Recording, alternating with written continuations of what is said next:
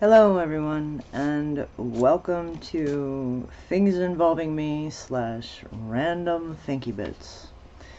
And this one's gonna be a long one because we got a bunch of crap on my mind. The first thing I want to talk about is gatekeeping. This weekend at work, one of my customers informed me that the creators of Wallace and Gromit, the stop motion animated motion pictures, is having a great deal of trouble finishing their newest piece because the company that manufactures their clay that they use exclusively has gone out of business.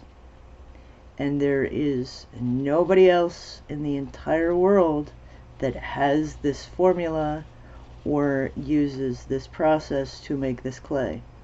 So the creators are running around and scrambling to all of the shops and hitting up every art studio that has a web page and trying to buy up all the clay that they can find, because there's never going to be any more new stuff.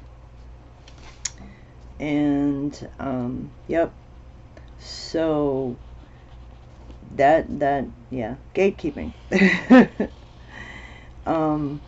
My personal opinion on this is that if you want to leave the business and you are a manufacturer of something so incredibly exclusive and so highly demanding, or so highly in demand from a small niche group of people, then make your formula and your process public domain. If you don't intend to earn any more money from it, if you want to retire, distance yourself from the business, make your formula public domain and let other people use your product and maybe even keep your name alive at least. And, then Wallace and Gromit can finish their movie. And this gatekeeping, the hoarding of knowledge and technique, that really does harm more than it helps. Sure, you can maintain regulations by making people go to school to make sure that they know everything that there is to know about whatever they're doing, like in the medical profession or law enforcement or what have you. Gatekeeping in that education is important most of the time, but a lot of it leads to a detriment. When somebody claims that somebody else is culturally appropriating something, that is a form of gatekeeping. And it's also a form of segregation and separation, because if you deny people from other cultures an experience, then that culture doesn't spread, nobody learns about it, there's very little awareness, lack of understanding, and lack of understanding typically leads to violence. We're stupid. We're monkeys. Whatever you believe about evolution, humans are animals.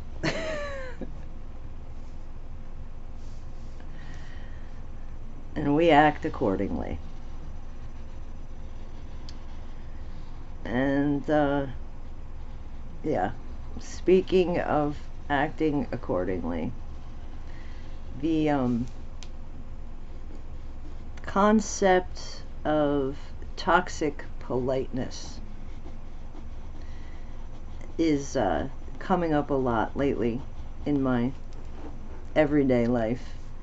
And it's been something that I have been, thinking about for a very, very long time, years actually, in fact.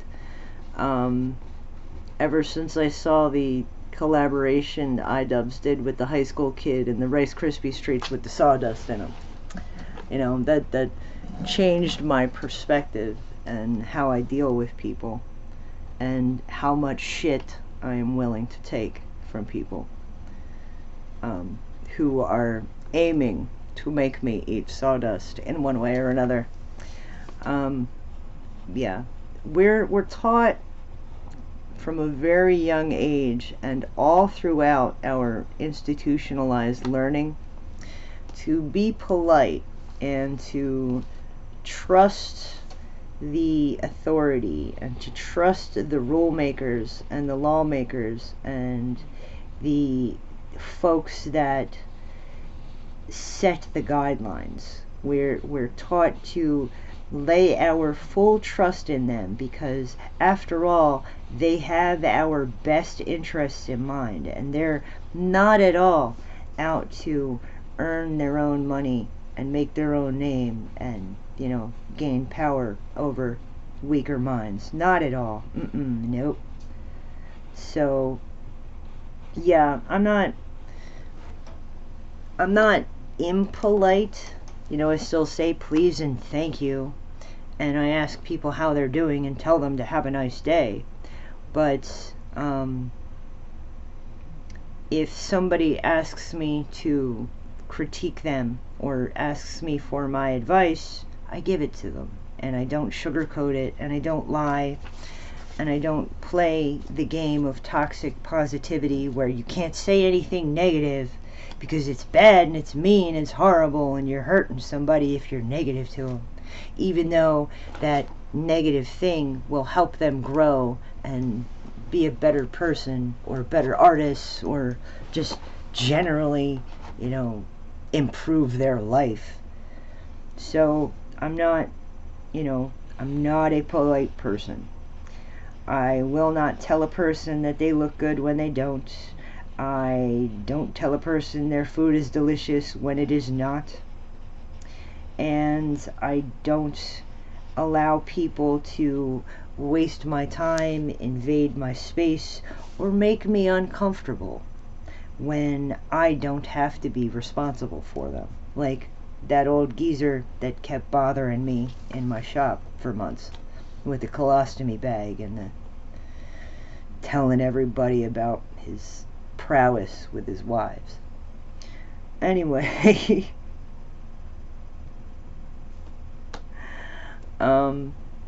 yeah.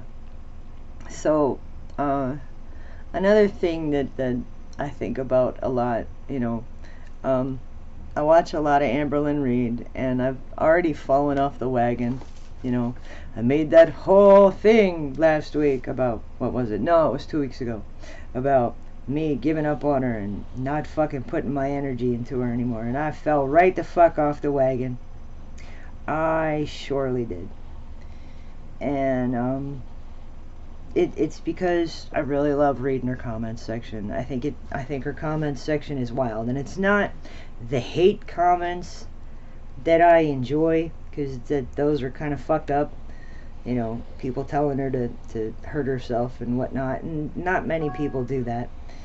But the comments that I find most disturbing are the ones where people are telling her that she's doing great, she's wonderful, she's magnificent, she's so special and so strong and so resilient, and she's beautiful and stunning.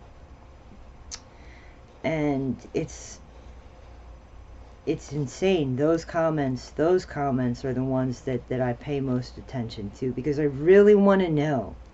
I really, really want to know what it is about Amber that these people think is so magnificent and so worthy of praise.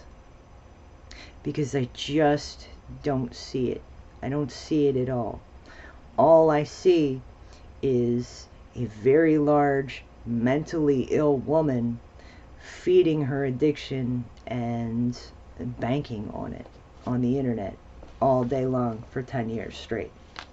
And not even all day long, because she can't even be fucked to make regular videos anymore. This has gone completely off the rails, so I'm going to end this now, and maybe I will come back and talk about some more stuff later.